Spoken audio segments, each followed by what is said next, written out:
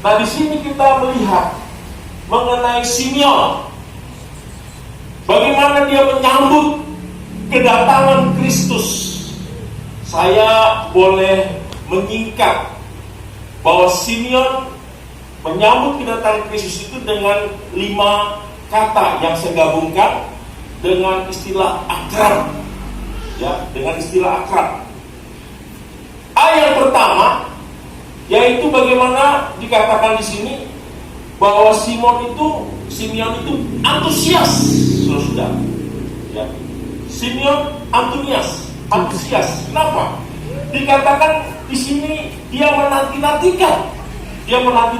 Kalau kita baca di dalam bacaan kita, saudara, yang tadi saja kita baca bersama-sama, dikatakan di dalam bacaan kita bahwa Simeon menanti-nantikan penghiburan bagi Israel. Kenapa Israel perlu dihibur? Karena memang pada waktu itu, ya, bahwa kondisi umat Tuhan atau Israel, mereka tidak pernah mendengar akan firman Tuhan. Ya, mereka tidak pernah mendengar akan firman Tuhan selama berapa? 400 tahun, tahun saudara, yang disebut dengan silent time, masa diam. Ya, kalau misalnya Bapak Ibu di sini sudah menjadi suami istri, coba saja, ya, antara suami istri tidak berbicara satu hari, wah, ya, itu rumah sudah kayak neraka, kan? Begitu.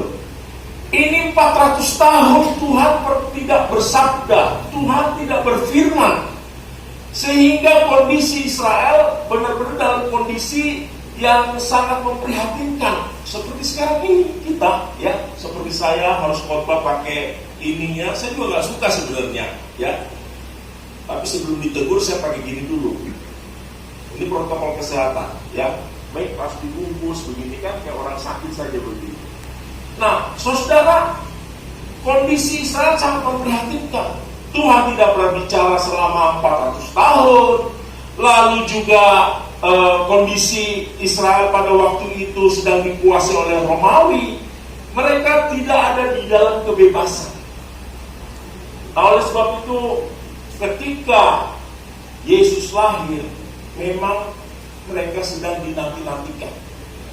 Dan Simeon begitu antusias, dia menanti-nantikan bagi Kristus, ya. Sehingga ini yang pertama, saudara. Kalau saya gambarkan, Simeon ini antusias, dia menanti-nantikan kedatangan Kristus, ya. Bahkan dikatakan dia tidak akan mati sebelum melihat bayi Yesus yang datang ke bait Allah. Luar biasa, saudara. Nah, apakah kita di dalam kehidupan kita pada masa kini, walaupun kondisi kita sedang pandemi COVID-19, apakah kita masih antusias? Ya, masih antusias kita menantikan mengalami Tuhan yang di dalam kehidupan kita. Saya terus terang saja, di gereja di mana saya melayani, di CWS Gedung Kenanga, ya, awalnya kami tidak bermasalah ketika diharuskan ibadah dengan cara streaming online. Tapi lama-lama kok sepertinya kita bukan beribadah, ya, sepertinya kita nonton begitu. Sepertinya kita nonton begitu. Kenapa? Waktu ibadah kita masih makan, waktu ibadah kita masih ngobrol. Jadi tidak dapat suasana ibadah. Sehingga ibadah tidak lagi kita nanti-nantikan. Ya. Nah, di sini Simeon dia menanti-nantikan. Yang pertama yang dia alami di dalam kehidupannya, di dalam menyambut kedatangan Kristus, yaitu ada rasa antusias. Apakah saudara masih punya rasa antusias, ya, kepada Tuhan? Itu yang pertama.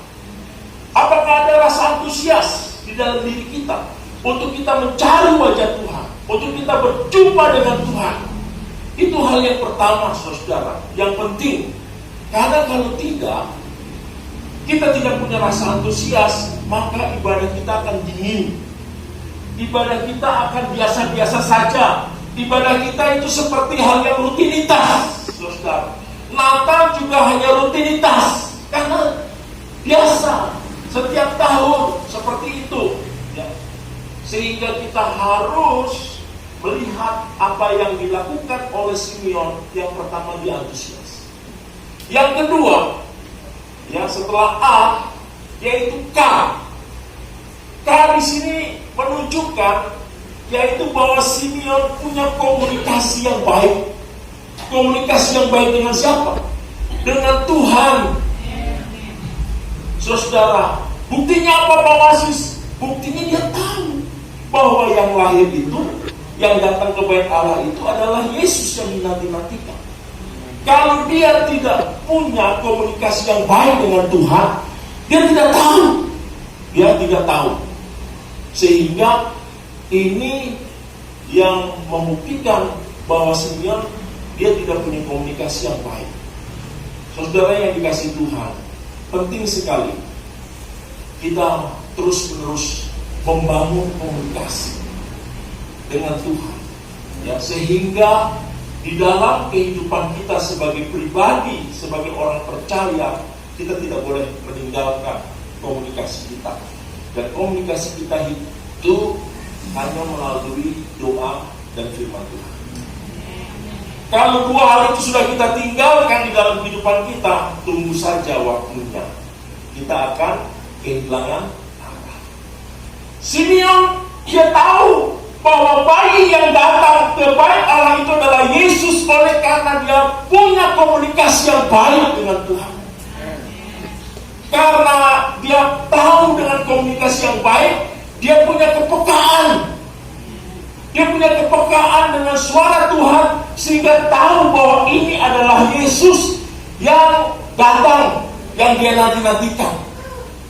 Saudara yang dikasihi Tuhan, saya mau katakan, semakin rohani seorang, semakin dia memiliki kepekaan kepada Tuhan. Ya. Tetapi kalau kita tidak rohani, maka kita tidak punya kepekaan dengan Tuhan. Ya, tidak punya kepekaan dengan Tuhan, karena kita tidak pernah membangun komunikasi kita dengan Tuhan. Nah, Natal yang kita rayakan setiap tahun jangan digeser hanya sebatas kita melihat kemeriahan, ya, kemeriahan Natal, yaitu apa? Adanya lampu-lampu, adanya apa?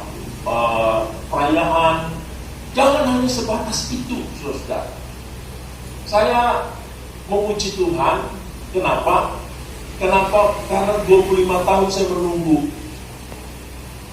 Karena saya mendengar kalau Natal di Ambon itu gegap gempita, penuh dengan lampu-lampu. Maka saya bilang sama istri saya, kita sudah menikah 25 tahun, tapi saya belum pernah Natalan di Ambon. Baru COVID ini, baru saya bisa Natalan di Ambon. Benar saudara ya, makanya kemarin tuh Ambon macet ya, karena orang pada keluar belanja semua ya. Nah saudara, di Natal ini jangan sampai kita lemah komunikasinya dengan Tuhan. Justru kita harus memperkuat komunikasi dengan Tuhan. Dan itu yang dilakukan oleh Simeon. Kebanyakan justru terbalik. Di Natal ini kita makin lemah komunikasinya dengan Tuhan. Itu hal yang kedua yang kita harus perhatikan tatkala kita menyambut akan Natal, ya, di dalam kehidupan kita. Yang ketiga, setelah A lalu K, maka R. Ya. R di sini saudara itu berbicara tentang Roh Kudus. Ya, tentang Roh Kudus disebutkan di dalam bacaan kita, dikatakan di sini saudara, itu sangat jelas sekali. Ayat yang ke-26, dan kepadanya telah dinyatakan oleh Roh Kudus bahwa ia tidak akan mati sebelum melihat Mesias. Dan dikatakan ia datang ke bait Allah oleh Roh Kudus. Simeon dia penuh dengan Roh Kudus dan tidak terpisahkan di dalam kehidupannya. Kalau sekarang ini dia orang Gesia kali Pak ya. Nggak bisa bicara sama Roh Kudus, tidak bisa lepas sama Roh Kudus ya.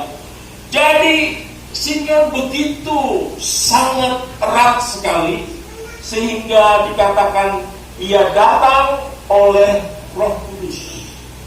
Saudara yang dikasih Tuhan, sebagai satu tanda di dalam kehidupan kekristenan kita sebagai umat Tuhan yang percaya, kita tidak bisa hidup tanpa pimpinan Roh Kudus. Kita boleh belajar seperti Bapak Pendeta Nusken ambil S2, seperti saya ambil S3, belajar teologi setinggi-tingginya, tapi itu tidak bisa menggantikan kuasa dan urapan Tuhan.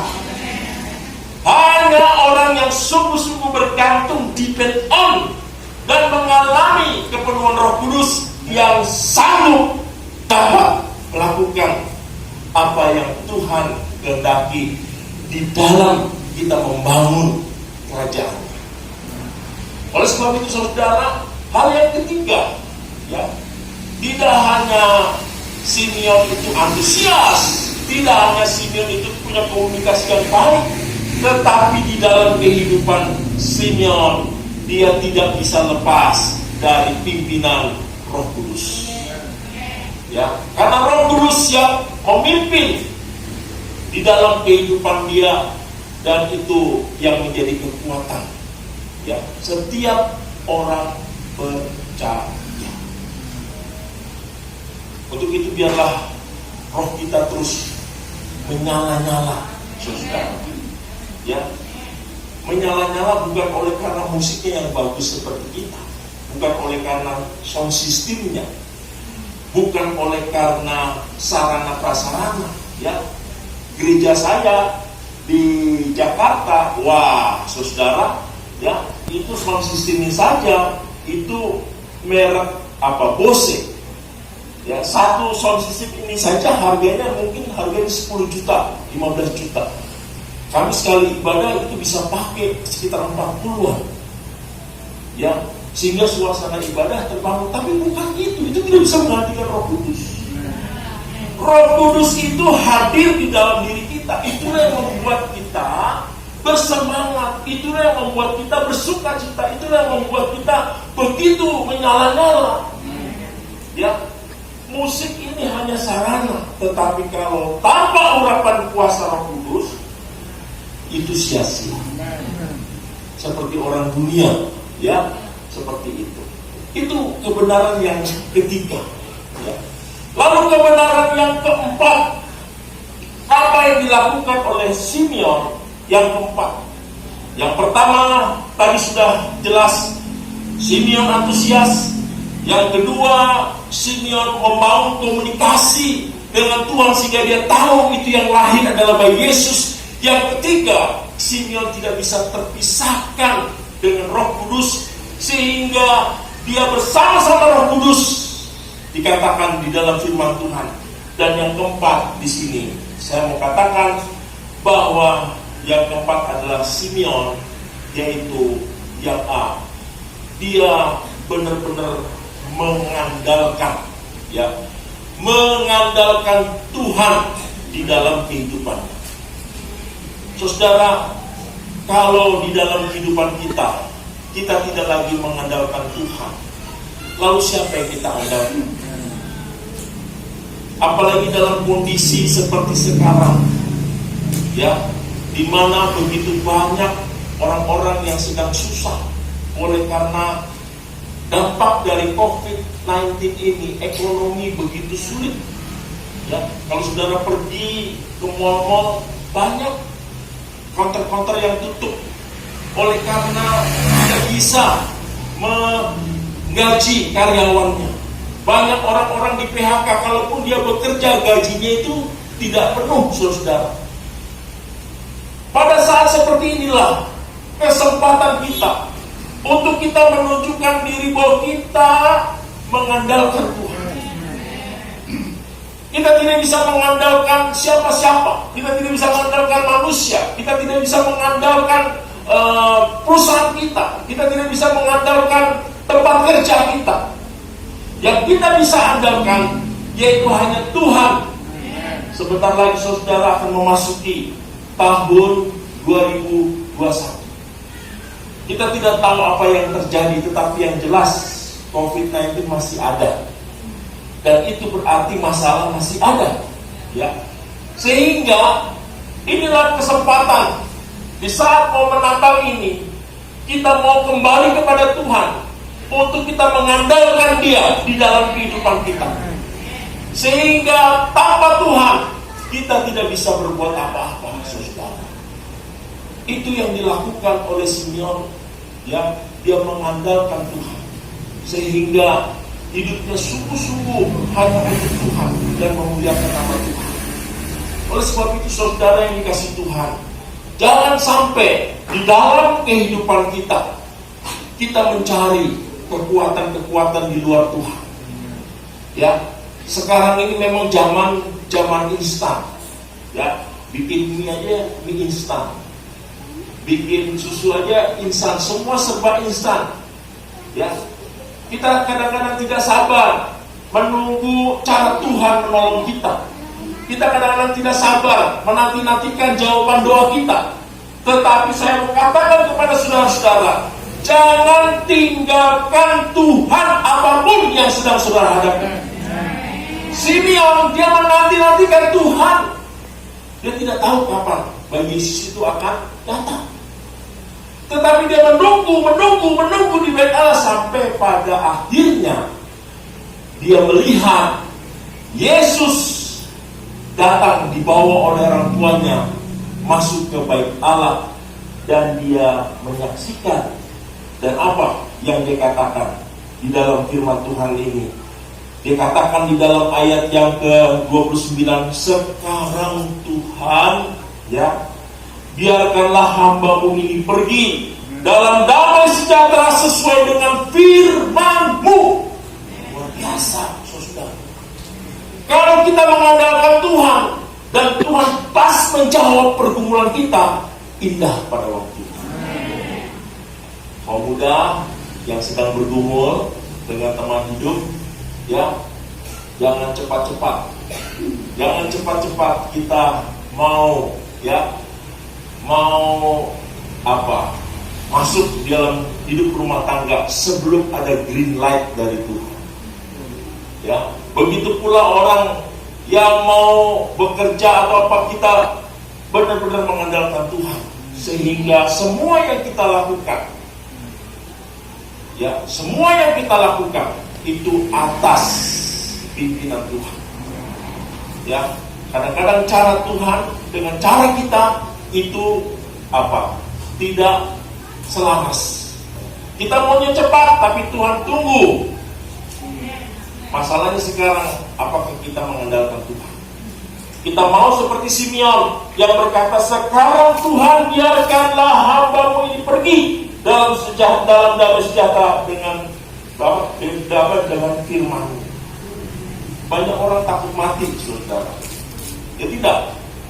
Tetapi di sini Simeon dia tidak takut mati. Kenapa? Dikatakan biarkanlah hamba-Mu pergi, bukan pergi keluar dari bait Allah, pergi datang kepada Tuhan. Karena apa? Dia sudah melakukan semua apa yang Tuhan kehendaki di dalam kehidupan. Sehingga tidak ada lagi yang dikhawatirkan. Tidak ada lagi yang membuat dia gentar. Dia siap menghadap Tuhan kapanpun Tuhan panggil dia. Itu indahnya hidup di dalam Tuhan. Ada jaminan yang pasti, saudara. Ya tidak. Asalkan kita sudah sungguh-sungguh hidup di dalam Dia. Itu hal yang keempat, bahwa Simeon mengandalkan Tuhan di dalam kehidupannya, sehingga dia sungguh-sungguh setia sampai pada waktunya Tuhan menyatakan diri melalui bayi Kristus yang datang ke bait Allah. Apakah kita pada saat ini, ya, di dalam kita memasuki tahun 2021, kita sungguh-sungguh sudah mengandalkan Tuhan? Kalau belum mengandalkan Tuhan, malam ini kita mohon kepada Tuhan supaya kita berbalik, ya, berbalik agar ketika kita memasuki tahun 2021 kita benar-benar masuk bersama-sama dengan Tuhan. Itu hal yang keempat. Yang kelima, saudara yang kasih Tuhan, saya tidak mau panjang-panjang ini karena situasinya COVID, jadi khotbahnya juga harus minimalis, ya. Yang kelima, saudara, A-K-R-A. Sudah, tinggal yang B. Ingat pulang dari sini, Pak Pendeta apa? Khotbahnya akrab pokoknya. Ya. A itu apa? Antusias. B apa? Komunikasi. R itu apa? Roh Kudus. A itu apa? Andalkan Tuhan. B apa? Belum. Ya, jadi ingat khotbah malam Natal Pendeta Wasis judulnya akrab. Akrab menanti kedatangan Kristus. Ada 5 hal. Dan yang terakhir, saudara, ya, kita belajar dari Simeon untuk akrab dengan Tuhan. Yang B, yang terakhir, yaitu Simeon, dia bersyukur kepada Tuhan. Saudara perhatikan ayat yang ke-30 sampai 32. Dikatakan apa? Sebab mataku telah melihat keselamatan yang daripadamu, yang telah engkau sediakan di hadapan segala bangsa, yaitu terang yang menjadi penyataan bagi segala bangsa-bangsa lain dan menjadi kemuliaan bagi umat Israel. Jadi ada ucapan syukur, saudara. Ya, kita ingin di dalam kehidupan kita sebagai orang percaya, sebagai anak Tuhan, sebagai jemaat Gereja Ebenezer Suli, harus dipenuhi dengan ucapan syukur. Ya, kenapa? Karena kalau kita mengucap syukur, saudara, dahsyat. Dahsyat akibat. Ada satu jemaat, dia begitu mengalami kehidupan yang begitu berat, sehingga dia mau keluar jadi anggota gereja. Akhirnya dia datang ke Pak Gembala, ya, bukan di Gereja Suli, bukan Panele satu, ini bukan, ya. Ini di gereja yang lain, saudara. Dia datang sama Pak Gembala, saya mau pensiun dan keluar dari anggota gereja. Kenapa? Sejak saya jadi anggota gereja kok saya susah terus, Pak, ya. Menderita terus, sehingga saya tidak bahagia. Ya, pendeta itu tidak emosi, ya. Pendeta nggak boleh emosi, Pak, ya. Harus kita membesarkan hati, menepuk-nepuk, ya, mengencourage, mendukung, ya. Akhirnya kembali ini pendeta ini tenang saja, dia bilang begini, ya sudah, kalau kamu mau pensiun, mau tinggalkan gereja, ya nggak apa-apa. Tapi saya mau kasih syarat satu. Apa itu, Pak Pendeta? Sebelum kamu tinggalkan gereja, coba kamu berdoa sama Tuhan, mulai dari kecil, lalu menginjak remaja sampai pemuda, lalu sampai kamu menikah dan punya anak, dan sampai sekarang ini, ya, kamu harus pamit. Kamu harus pamit sama yang punya gereja, yaitu Tuhan Yesus. Sanggup nggak? Sanggup. Kalau sanggup, silakan mulailah dia berdoa. Tidak meminta-minta. Dia mulai berdoa, Tuhan terima kasih, waktu saya lahir saya prematur, tetapi Tuhan tolong sehingga jantung saya bisa normal, sehingga saya bertumbuh menjadi anak yang sehat. Lalu saya tidak pintar-pintar amat, Tuhan, ya, waktu SD saya 2 kali tidak lulus, tidak naik, tapi karena pertolongan Tuhan saya bisa lulus SD. Bahkan saya diterima di sekolah yang bagus. Waktu di SMP juga Tuhan, Saya sering dibully begini-begini, ya, tapi Tuhan baik, saya bisa lulus SMP. Lalu dia mengucap syukur, saudara. Belum selesai, air matanya tumpah. Kenapa? Ternyata kebaikan Tuhan itu begitu banyak, saudara. Karena dia mengalami kesusahan, mengalami penderitaan, perbuatan Tuhan dan kebaikan Tuhan itu jadi hilang. Nah, saya sarankan saudara, sebelum mengakhiri tahun 2020, walaupun ya kita sedang masih dilanda COVID-19, belajar bersyukur. Ya, saudara masih sehat. Ya tidak, minimal masih sehat. Saya juga masih sehat. Walaupun nggak boleh pergi kemana-mana, harus pakai masker segala macam, tapi kita masih sehat. Sanggup mengucap syukur? Ya, Natal tahun ini harus diwarnai dengan penuh ucapan syukur, karena disitulah mengalir akan kuasa dan kebaikan Tuhan di dalam kehidupan kita. Cuma masalahnya kita jarang mengucap syukur. Ingat gak waktu Tuhan Yesus menyembuhkan orang yang lumpuh? Orang kusta. Dari 10 orang yang disembuhkan Tuhan Yesus, yang datang berterima kasih cuma berapa? 1 orang, yang 9 kemana? Yang 9 jual rujak tidak sepak, tidak berterima kasih sama Tuhan. Maaf ya, karena tadi Pak Rusken, ini Pak tempat rujak, jadi saya ingat rujak. Jangan sampai kita seperti 9 orang ini. Pulang dari rumah ini, kita kumpulkan keluarga, mari kata mengucap syukur dulu sama Tuhan. Bahwa tadi kita dapat khotbah tentang Simeon, kita mau melakukan yang kelima, yaitu yang B, bersyukur. Kita bersyukur. Saudara akan lihat buktinya, ya, bahwa hidup saudara akan lebih baik dari sebelumnya, karena kita berterima kasih kepada Tuhan. Dan Tuhan ketika kita datang berterima kasih, maka Dia akan membukakan banyak perkara-perkara yang baru dalam kehidupan kita. Ya, oleh sebab itu kita mau dalam Natal pada tahun ini kita menyambut Natal sebagaimana Simeon menyambut, yaitu dengan melakukan akrab. Ya, antusias, komunikasi, Roh Kudus, andalkan Tuhan dan bersyukur. Amin. Mari kita berdoa.